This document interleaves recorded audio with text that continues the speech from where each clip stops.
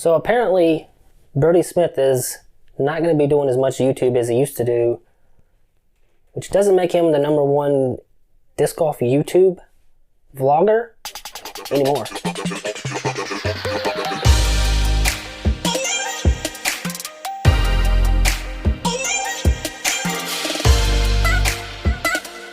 So there's been a bit of a paradigm shift in the disc golf YouTube world.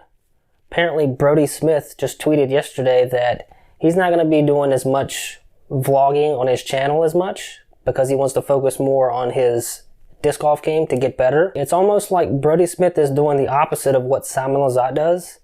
Simon Lizotte, what I love about Simon Lizotte is he's not so concerned with winning all the time, and which sounds bad when you put it out like that, but it's not. What Simon does, he's still one of the best players in the world, very skilled. I think if he wanted to be the best player and he wanted to win every tournament, I really think that he could. That's just not his goal in life. He doesn't care about being the best. I think he just wants to be the most beloved, I guess, is the way to say it, which he is. And that's why people love Simon Lizotte, because he's so talented, he's so much fun to watch. And I think he has fallen in love with the YouTube life. I think he enjoys doing that, and that's why I say he's kind of doing the opposite of what Brody Smith is. Brody Smith wants to be really good. I think he got so close to that 1,000 rating that he really wants to do it, and he wants to really prove everybody wrong, because there's so many haters that dislike this guy, and they're hating him for all the wrong reasons, I think, because anybody that actually believed that Brody Smith was going to be like the greatest thing to ever happen to disc golf, like he was going to completely do a 180 and disc golf was going to be this huge thing now, that was stupid. If you ever thought that, you're completely wrong. Brody Smith wasn't the solution to disc golf. Even now, he's not the solution to disc golf.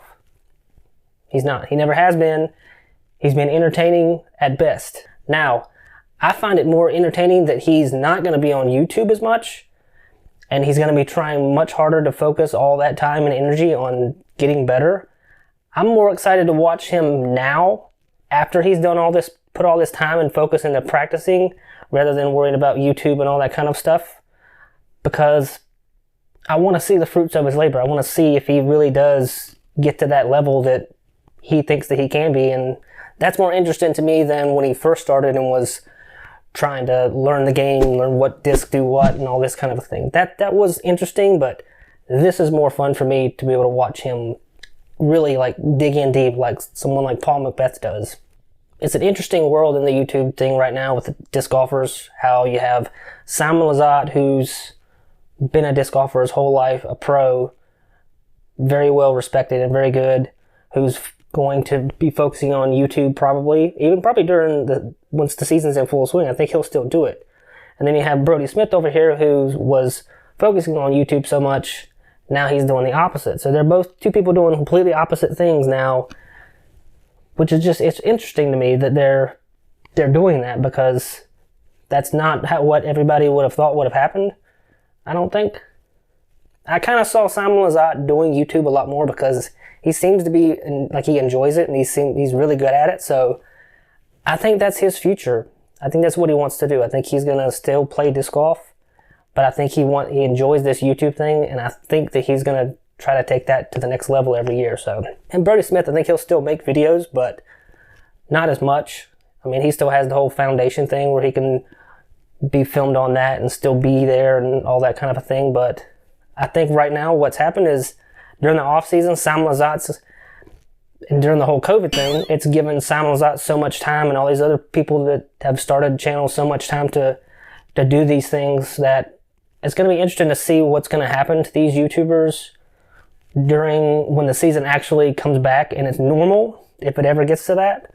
You know, who's going to be doing it more, who's not going to be doing it, and how much that affects their game is what I'm curious about. Like, did the YouTube really hold Brody back?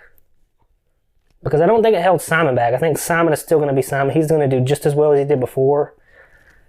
Just because he's Simon. I think that he'll be just fine no matter what. But I think some people, it's going to be difficult for them to balance that. So it's almost like you have to choose between focusing on disc golf to be really good at it, or YouTube, or doing much less of one thing and much more of another, which it's still people underestimate how much time and effort goes into the YouTube thing. You know, it's more than you think it is to be good at it. So I think we're going to see a drastic difference in Brodie's game level if he really does stop doing YouTube that much. So I'm excited to see that more than I am anything. And I'm curious to see what Simon Lizotte does once season is in full swing again. If he's going to still do the YouTube thing as much, which I think he is. I think he loves it, so.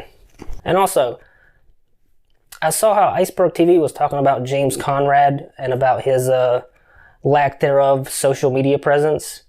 And that's kind of what prompted me to talk about this. I actually filmed this video the other day, which I'm glad that it messed up my audio completely. It was just shot, so I couldn't even use it. But like literally that night yesterday actually it was, Brody Smith tweeted out about he's going to focus on disc golf and getting better at it. So it's kind of a good thing that did happen so that I could actually talk about that now. There's this weird shift in disc golf where like during this whole pandemic and all this stuff, like these YouTubers have been popping up out of nowhere and stuff, which is great. People enjoy it and they love it, but to what degree are they going to be able to maintain it versus sacrificing it to continue to be good at disc golf is what I'm trying to say. So basically, the question is it YouTube that you want to do, or is it disc golf that you're going to do? Because you can't really do both really well. And that's why I'm interested to see how Brodie does, because that might prove that right. Simon is a completely different beast, because Simon is just, his goal isn't to be the best disc golfer in the world. But could that affect his game if he's still doing that in full swing as well? I don't know that he'll be able to do it in full swing. If he's still touring and does the same amount of tour dates, he might not have as much time to do what he usually does. So could be more of an off-season thing, or after the season is over or whatever. So we'll just have to see that once this all blows over, if it ever does.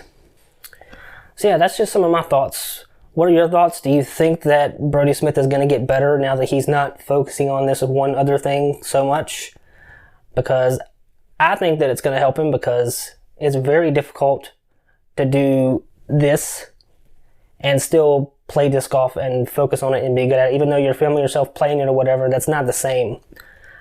My game, since I started this, has gone way downhill really quick. I barely play disc golf at all, which sucks, which completely goes against the whole point of this whole channel, but it does affect your game. You can't focus on it because you have all this, your attention just gets pulled in these other directions. So I think it's going to be good for Brodie, and I'm curious as to how it's going to affect Simon, if he's going to keep doing his thing or whatever. So, but as far as other people doing it, I think you really need to pick whether you want to do one or the other. So James Conrad, I don't think he has to have a social media presence. Doesn't make a difference. I think he should continue to do what he's doing and being great at disc golf and have little appearances here and there. And honestly, I don't think disc golfers should have to market themselves at all anyway. That should be up to their manufacturers and the PDGA. I mean, players shouldn't have to self-market themselves to help grow the sport, if that's what the whole purpose of that is, I guess. It's beneficial to the player to have a YouTube channel, because you know they could generate income in that form as well, with sponsors and videos and all that stuff. So it's really just, it's kind of you can't really balance. I don't think anybody's really been going to be able to balance it that well to where it's perfect. So for me, it would be pick one or the other, either YouTube or disc golf. Take your pick. That's my opinion. Thanks for watching. Subscribe.